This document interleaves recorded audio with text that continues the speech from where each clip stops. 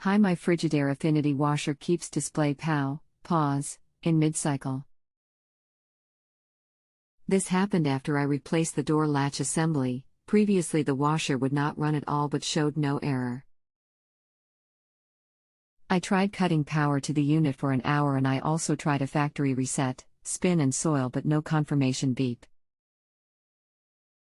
Hello. Thank you for choosing JustAnswer. I will be helping you with your question today. Press the cancel and the start button in at the same time for 5 seconds. Does the washer display an error code? E21, drain issue. This only happened after I replaced door lock assembly. Previously was a door lock issue and water wouldn't fill, nothing worked. You will need to check the change catch and make sure it isn't clogged. Tip the washer back.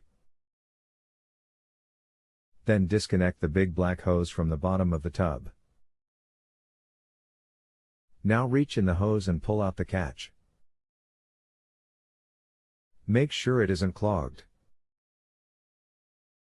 If you have a home improvement or appliance question and want to chat with an expert, now visit justanswer.com/ythi.